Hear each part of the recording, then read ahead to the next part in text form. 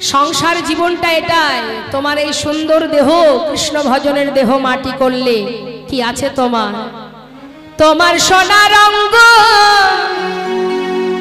হবে ভঙ্গরে,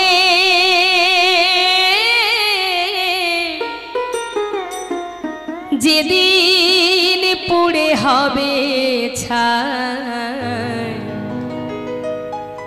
নীল আকাশে যাবি উড়ে কয়লারি ধোয়া, সেদিন নীল আকাশে যাবি উড়ে কয়লার ধোয়া। তোমার সোনা অঙ্গ হবে ভঙ্গরে,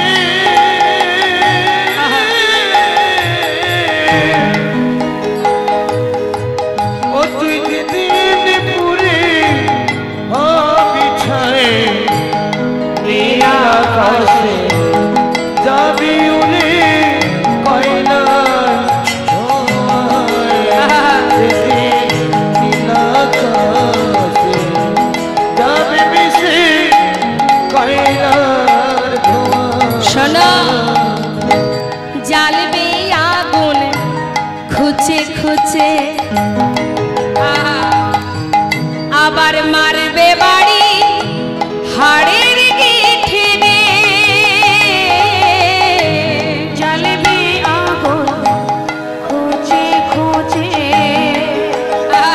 আবার মারবে বাড়ি হাড়ের গিঠে রে। চামড়া যাবে ফেটে রে, সেদিন পিঠে যাবে ফেটে বাবা, দেহে প্রাণ থাকতে আপনার অর্থ আছে, আপনার ভালোবাসা আছে, আপনার যত্ন আছে। কিছু একটু যদি আমাদের একটু আঘাত লাগে, কেটে যায়, কত মানুষ আসে আমাদেরকে সেবা যত্ন করার জন্য।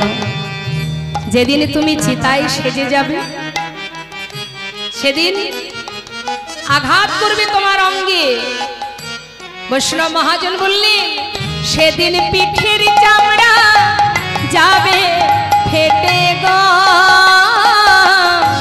সেদিন হাত বুলাবে কে আর গায়। নিতাই গৌর হরি বল। যাবি উড়ে কয়লারি ধোয়া, সেদিন আকাশে যাবে উড়ে কয়লার ধোঁয়া। স্ত্রী পুত্র পুকুর ঘাটে স্নান করিয়া ফিরবে ঘরে গো। তোমার স্ত্রী পুত্র হরি বল। ওই দেখ পুকুর ঘাটে স্নান করিয়া ফিরবে ঘরে গো। তারা দুদিন পরে ভুলে যাবে গো, তারা দুদিন পরে ভুলে যাবে গো।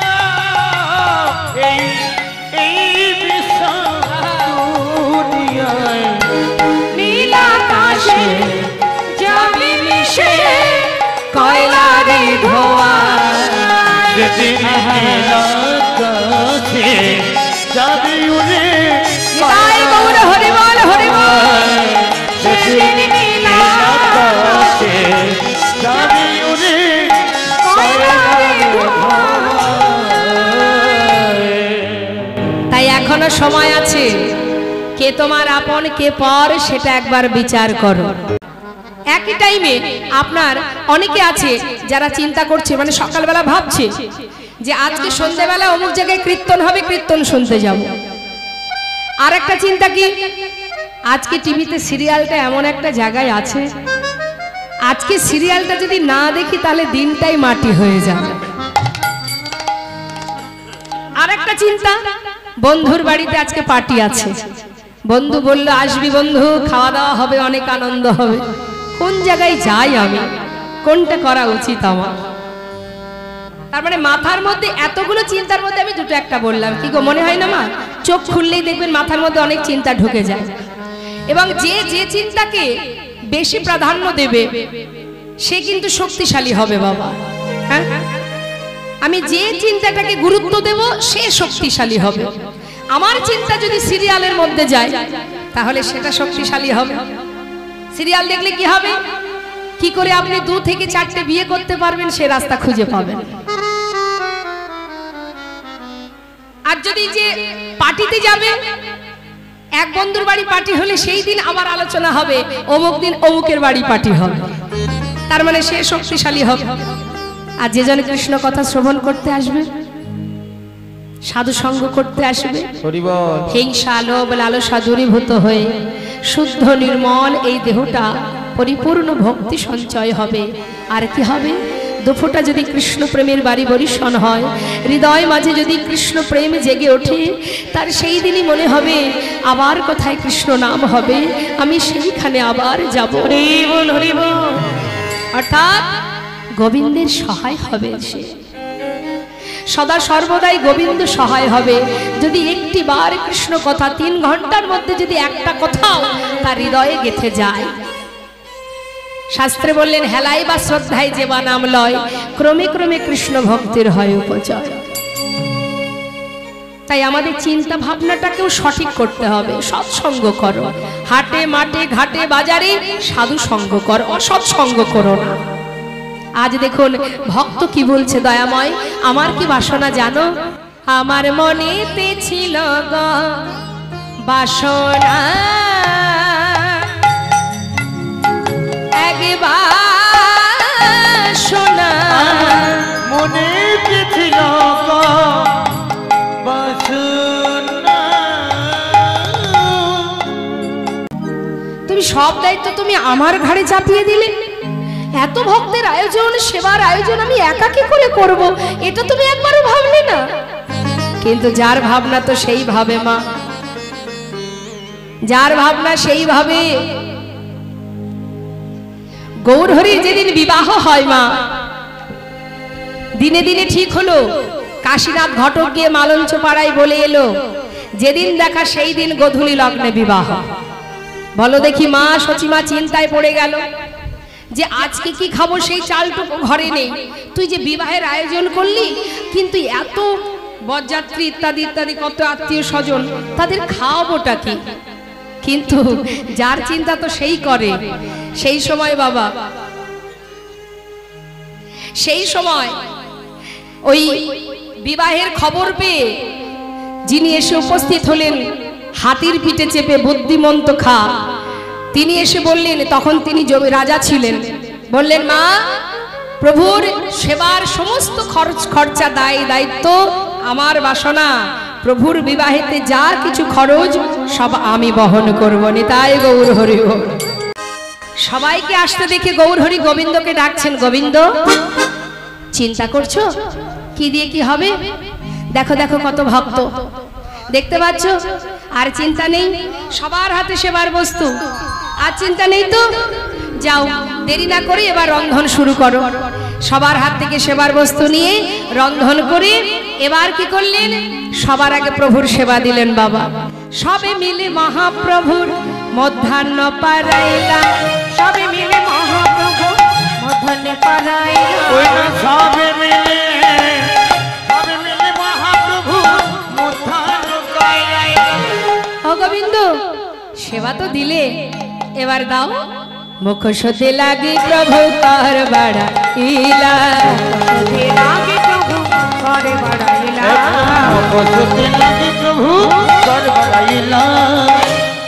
যেই না হাত বাড়িয়েছে গৌরহরি, গোবিন্দ ঘোষ জিজ্ঞাসা করছে, প্রভু তোমার হাত বাড়িয়েছো কি চাই আবার? সে কি গোবিন্দ, সেবার পরে দিতে হয় কি জানো না? কি দিতে হয়? কি মুখশুদ্ধি? হরিতকি। ও গোবিন্দ, আমার যে একটা হরিতকি চাই। আচ্ছা প্রভু তুমি বসো, আমি এক্ষুনি ভিক্ষা করে আনছি। প্রভুকে বসিয়ে রেখে গোবিন্দ ঘোষ যাচ্ছে গ্রামে ভিক্ষা করতে। মুখশুদ্ধি মাগিবার তরে গোবিন্দ চলিল, মুখশুদ্ধি মাগিবার তরে গোবিন্দ চলিল। মুখশুদ্ধি মাগিবার তরে গোবিন্দ চলিল। তুইটি হরিতকি মাগিয়া লইল, তুইটি হরিতকি মাগিয়া লইল। তুইটি হরিতকি মাগিয়া লইল। দুটো হরিতকি ভিক্ষা করেছে, ভিক্ষা করে ছুটতে ছুটতে আসছে। আসতে আসতে হঠাৎ মাথায় চিন্তা ঢুকে গেল, প্রভু আজকে যেমন মুখশুদ্ধি চাইলেন, কাল যদি কোথাও গিয়ে বলে গোবিন্দ মুখশুদ্ধি দাও, আজকে আমাকে 6 ক্রোশ পথ অতিক্রম করতে হলো, কাল যদি আরো বেশি যেতে হয়, তার থেকে একটা কাজ করি, দুটো হরিতকি প্রভুকে দিয়ে কাজ নেই, একটা আমার কাছে থাক আর একটা প্রভুকে দেব। সে তো আর জানছে না আমি কি করে কি করছি, সেই ভালো থাক। আমাদের এটা মনে হয়, মানুষের চোখের আড়ালে আমরা দিনের পর দিন যে অন্যায়গুলো করি, যে পাপগুলো করি, মনে করি ও তো দেখতে পাচ্ছে না, অর্থাৎ কোনো ব্যাপারই নয়। চুরি করি, ডাকাতি করি, খুন করি মানুষের চোখের ফাঁকি দিয়ে, আর মনে মনে ভাবি আমি মহৎ কাজ করলাম, কেউ দেখতে পেল না। কিন্তু সবার মন্দিরে, হৃদয় মন্দিরে যিনি বসে আছেন, যে শক্তির জোরে তুমি বিশ্ব ব্রহ্মাণ্ডকে দেখতে পাচ্ছ, যে শক্তির জোরে তুমি কথা বলতে পারছো, যে শক্তির জোরে তুমি হাত নাড়িয়ে দাঁড়িয়ে আছো, চলতে পারছো, তার চোখের ফাঁকি তুমি দেবে কি করে? সে যখন সাজা দেবে তোমার সারা জীবন মনে থাকবে, যেটা মানুষে দিলে কম হয়ে যাবে। যেমন নবদ্বীপে চাপাল গোপাল সবার অলক্ষ্যে মধ্যরাত্রে ভক্ত শ্রীবাস পণ্ডিতের ঘরের সামনে ভবানী মায়ের পূজার সজ্জা নিয়ে কুকর্ম করেছিল। শ্রীবাস ছিলেন পরম বৈষ্ণব, তাই গৌরহরি সব জানতে পেরেও শ্রীবাসের কাছে জিজ্ঞাসা করেছিলেন, শ্রীবাস তোমাকে যে বললাম দরজাটা খুলে এসো, তুমি দরজা খুলতে এত দেরি করলে কেন? শ্রীবাস পণ্ডিত কি করেছে বাবা, তিনি কিন্তু মায়ের পূজার সজ্জা ছড়িয়ে ছিটিয়ে রেখেছে, মদের ভাণ্ড, ছাগ মুন্ড, তাই না দেখে শ্রীবাস নিজে হাতে পরিষ্কার করছে। আর আসল সত্যটা গোপন করে প্রভুকে বললেন, জানো দয়াময়, প্রভাত কালে কত বৈষ্ণব যাচ্ছে গঙ্গা স্নানে, আমি দরজায় দাঁড়িয়ে বৈষ্ণব দর্শন করছিলাম।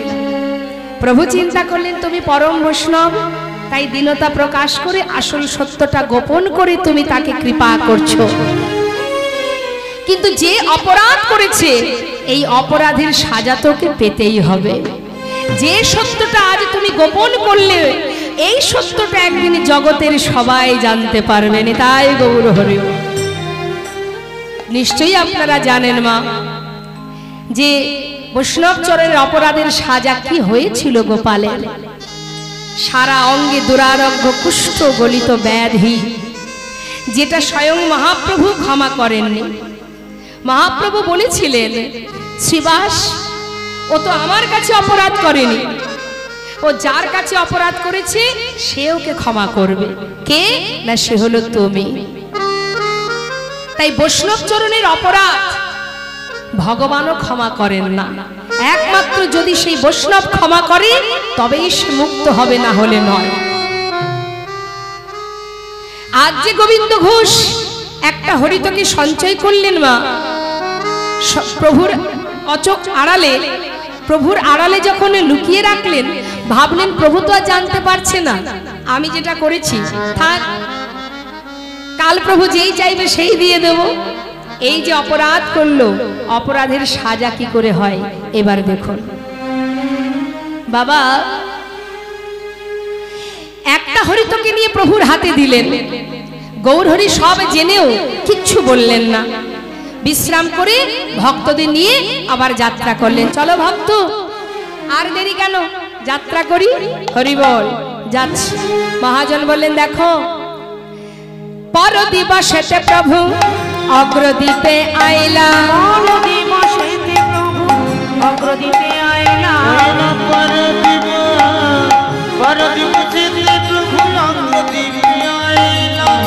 ও গোবিন্দ এটা কোথায় এলাম? এটা অগ্রদ্বীপ। ও এখানে তোমার ঘর? প্রভু তো জানে যে গোবিন্দ ঘোষের ঘর অগ্রদ্বীপে। সেই অগ্রদ্বীপে পৌঁছে বললেন গোবিন্দ আর কোথাও যাব না, এখানে সেবার ব্যবস্থা করো, এখানেই সেবার আয়োজন করো। গোবিন্দ ঘোষের আনন্দ ধরছে না, তাড়াতাড়ি করে রান্না করলেন, প্রভুর সেবা দিলেন। সেবার পর গৌর হরি আবার হাত বাড়ালেন। মুখশুদ্ধি লাগি প্রভু কর বাড়াইলা, মুখশুদ্ধি লাগি প্রভু কর বাড়াইলা, মুখশুদ্ধি দাও না মোরে, মুখশুদ্ধি দাও না মোরে, মুখশুদ্ধি দাও না মোরে, মুখশুদ্ধি দাও না মোরে, ভজনের অবশেষে মুখশুদ্ধি দাও না মোরে, ভজনের অবশেষে মুখশুদ্ধি দাও না মোরে, মুখশুদ্ধি লাগি প্রভু কর বাড়াইলা, মুখশুদ্ধি লাগি প্রভু কর বাড়াইলা। যেই হাত বাড়িয়েছে গোবিন্দ ঘোষের বোঝা সারা, যে গৌরহরি মুখশুদ্ধি চাইছে। মনের আনন্দে হেলতে দুলতে বলছে একটু দাঁড়াও প্রভু, এক্ষুনি দিচ্ছি। তাড়াতাড়ি করে যেটা নিজের কাছে সঞ্চয় করে রেখেছিল বাহির করে প্রভু এই নাও ধরো। গৌরহরি বললেন গোবিন্দ দাঁড়া, কাল যখন মুখশুদ্ধি চেয়েছিলাম দিতে তোমার বিলম্ব হয়েছিল, চাইবা মাত্রই তো দিতে পারোনি, কিন্তু আজ এত তাড়াতাড়ি তুমি কোথায় পেলে? গোবিন্দ ঘোষ বললেন দয়াময় আমি তো জানি তুমি আজকে চাইবে, তাই কাল দুটো হরি তোকে ভিক্ষা করে আমি দুটোই তোমাকে দিইনি, একটা আমার কাছে রেখেছিলাম, একটা তোমাকে দিয়েছিলাম। আজকে তুমি যেই চেয়েছো সেই দিলাম, বলো প্রভু আমি ভালো করেছি না? বাহ চমৎকার, এতদিন আমার সঙ্গে হয়ে এই শিক্ষা পেয়েছো। দয়াময় আমি কি কোনো ভুল করেছি? না না, তুমি কেন ভুল করবে গোবিন্দ? তুমি কোনো ভুল করনি। তবে ভুল কে করেছে জানো? ভুল করেছি আমি। তুমি তুমি ভুল করেছো? না না, এ তুমি কি বলছো দয়াময়? তুমি কেন ভুল করবে? হ্যাঁ গো, হ্যাঁ গোবিন্দ আমি ভুল করেছি। তবে আমি কি ভুল করেছি জানো? আমি ভুল করেছি তোমাকে আমার সঙ্গী। ভগবানের কাছে একমাত্র ভক্তেরই জোর খাটে, যদি কেউ ডাকার মতো ডাকতে পারে, দুফোঁটা বাড়ি বরিশন করতে পারে। ভগবান তো বলেননি আমাকে রাজভোগ দাও। বাবা বিদুরের ঘরে সাকর্ণ সেবা করেছিলেন গোবিন্দ, শবরীর মুখের উচ্ছিষ্ট কুল খেয়েছিলেন প্রভু রামচন্দ্র। তাকে পেতে গেলে শুধু ভক্তি দরকার, যেটা অর্থ দিয়ে পাওয়া যায় না। বৃন্দাবনের আলাভোলা গোয়ালিনীরা যারা পাণ্ডিত্য দিয়ে গোবিন্দকে ভালোবাসতেন না, শুতে খেতে ঘুরতে চলতে কর্ম করতে তাদের সর্বস্ব ছিল গোবিন্দ। যেদিন প্রাণ গোবিন্দ বৃন্দাবন ছেড়ে মথুরায় যাচ্ছে, রাধারানীকে করজোড়ে বলছে রায় আমায় ক্ষমা করে দাও, আমি তোমার যোগ্য নই, আমি এবার যাই, আমি আমি চলে যাচ্ছি রাধে, আমায় ক্ষমা করো। শ্রীমতী রাধারানী বলছেন বধূ চলে যাচ্ছ? যাচ্ছ যাও, তাতে আবার করজোড়ে বলার কি আছে? যাও চলে। কিন্তু বধূ গো, গোবিন্দ কি করেছে? তার হাতের যে বাবা বাঁশিটি রাধারানীকে দিয়েছে। রাধে যখনই আমার কথা মনে পড়বে এই বাঁশিটি বাজাবে আর আমি তোমার সামনে এসে দেখা দেব। হরি বল। শ্রীমতী রাধারানী বলছে বধূ তাহলে বোধহয় তোমার বাঁশি আর আমার বাজানো হলো না। কেন? এই যে তুমি বললে যখন তোমার মনে পড়বে বাঁশিটি বাজাবে। তা বধূ আমি তো তোমায় কখনো ভুলবই না, তাহলে মনে পড়ার আর সময় আসবে কখন? আমি যদি তোমায় ভুলে না যাই তাহলে তো আর বাঁশি বাজানোর প্রয়োজন হবে না। তুমি যাচ্ছ আমার চোখের সামনে থেকে, কিন্তু এখান থেকে যাও দেখি, এখান থেকে কেমন যেতে পারো? চোখের আড়াল হইলেও মনের থেকে তো তোমার যাওয়ার শক্তি নেই বধূ। হরি বল, হরি বল।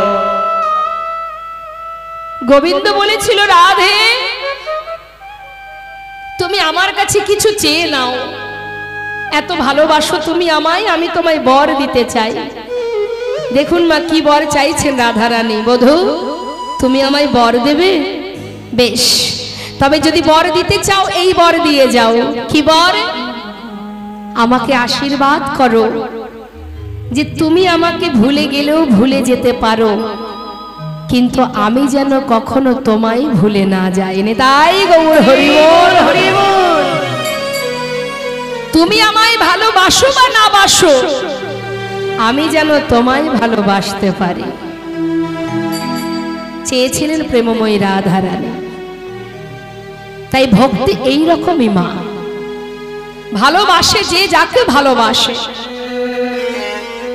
দেখবেন তার সুখেই তার সুখ। অর্থাৎ আপনি আপনার সন্তানকে ভালোবাসেন, আপনাকে কোনো কিছু না দিয়ে কোনো ব্যক্তি যদি আপনার সন্তানকে দেয় আপনি খুশি হবেন না? আমার বাচ্চাকে দিয়েছে, আমাকে না দেখ আমার সন্তানকে দিয়েছে, আপনি তাতেই সন্তুষ্ট। ভক্ত তদ্রূপ, ভক্ত ভগবানের সুখে সুখী। প্রকৃত যে ভক্ত হয় সে ভগবানের সুখেই সুখী হয়, ভগবানের দুঃখে দুঃখী হয়। কোন ভক্ত যদি আপন আপন গুরুচরণ আশ্রয় করে দুফোটা বাড়ি বাড়ি শন করতে পারে, ভগবান বললেন কোন ভক্ত যদি দুফোটা বাড়ি বাড়ি শন করে, নিজেকে যদি আমার কাছে সঁপে দেয়, আমি যুগে যুগে সেই ভক্ত চরণে দাস হয়ে পড়ে থাকি। যাও বা দুটো একটা নিজে খেয়েছে আর একটা ছোলাও নেই। কখন যে সব পড়ে গেছে দুটো একটা করতে করতে, এখন দেখছি একটাও নেই। সর্বনাশ, এখন আমি ওকে বলবো কি? ও যদি জানে আমি খেয়েছি ওকে দিলাম না, তাহলে ও কষ্ট পাবে। তাই কথাটাকে একটু ঘুরিয়ে বলেছিল, বলছে কানাই রে কিছু মনে করিস না ভাই, মা আঁচলে বেঁধে দিয়েছিল তো, ওই জঙ্গলে কাঠ কুড়াতে কুড়াতে কখন যে এই নিশ্চয়ই কোনো গাছের ডালে বেঁধে আমার এই বাঁধনটা খুলে গিয়ে সব ছোলা পড়ে গেছে। গোবিন্দ মৃদু মৃদু হাসছে আর বলছে, সখা তুই জানিস না তুই কার কাছে মিথ্যা কথাটা বললি? বেশ, যে অপরাধ তুই করেছিস সাজা তো তোকে পেতেই হবে। মনে মনে বলছি, আমাদের ওই একই অবস্থায় হয় মা। আমরা প্রচুর অপরাধ করি, ভাবি যে লোকে দেখতে পাচ্ছে না, মানুষে দেখতে পাচ্ছে না, বাড়ির লোক দেখতে পাচ্ছে না। কেউ যদি দেখতে না পায় তাহলে আর সমস্যা কোথায়? কিন্তু জেনে রাখবেন ঘোরতর সমস্যা আছে।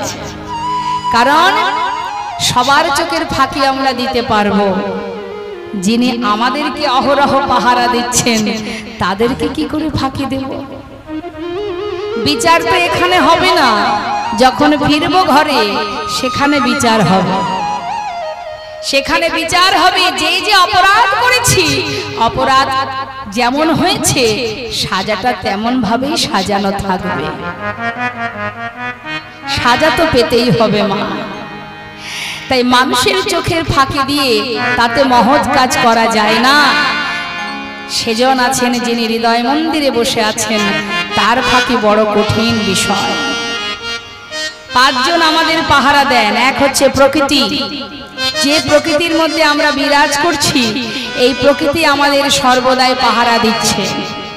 দুই, সময় কাল, সে আমাদের অহরহ পাহারা দিচ্ছে। তিন, হৃদয় মাঝে অন্তর্যামী পরমাত্মা। চার, রাত্রিবেলা চন্দ্রদেব, দিনের বেলা সূর্যদেব, তারা অহরহ পাহারা দিচ্ছে। যেমন চলবে তুমি তেমন চিত্রগুপ্তের খাতায় লেখা হবে। তাই বাবা হাজার হাজার বার ভাবতে হবে কোনো কর্ম করার আগে যে আমি ঠিক না ভুল করছি। এখন তুমি যদি ভুল করো, জেনে শুনে যদি ভুল করো, তার অপরাধ তো আরো বেশি। না জেনে ভুল করলেও ক্ষমা হয় না। কেউ যদি না জেনে অপরাধ করে, যে কোনো অপরাধ, তাতেও ক্ষমা হয় না। কারণ না জেনে যদি আপনি আগুনে হাত দেন, আগুন কি ছেড়ে দেয়? না জেনে কারেন্টে যদি হাত দেন, কারেন্ট ছেড়ে দেবে? তাহলে জানতেও যেমন অপরাধ হয়, অজান্তেও অপরাধ হয়। যেভাবেই তুমি করো না কেন, অপরাধ অপরাধী, যেভাবেই হোক না কেন। তাই আজ সুদামার অপরাধটা কি? সে ছোলা খেলো ঠিকই, সত্য কথা না বলে কথাটা ঘুরিয়েছিল, এই ছিল তার অপরাধ। আর এই অপরাধের কারণে ভগবান কৃষ্ণচন্দ্র কিছু না বলে চলে গেল ঘরে। ঠিক তার পরের দিন ডাকছে, সুদামা এদিকে আয়। আমাকে কতটা ভালোবাসিস? অনেক, প্রাণের থেকে বেশি। বেশ, আজ আমি তোর কাছে কিছু চাইবো, দিবি আমায়? বল কি চাবি? যা চাইবি আমি তোকে এক্ষুনি দেব। সত্যি দিবি? বল বল তুই কি চাস? শোন, ওই দেখ রন্ধনশালায় গুরুমা নাড়ু তৈরি করে রেখেছে। তুই তো জানিস আমি নাড়ু খেতে পছন্দ করি। জানা ভাই, আমার জন্য দুটো নাড়ু এনে দে। যেই না বলেছে মা, সুদামা বলছে আরে এই ব্যাপার, দাঁড়া আমি গুরুমাকে গিয়ে বলি, গুরুমা আমাকে দিলে তোকে দিয়ে দেব। না, বলে আনলে হবে না। যদি আনতেই চাস চুরি করে নিয়ে আয়।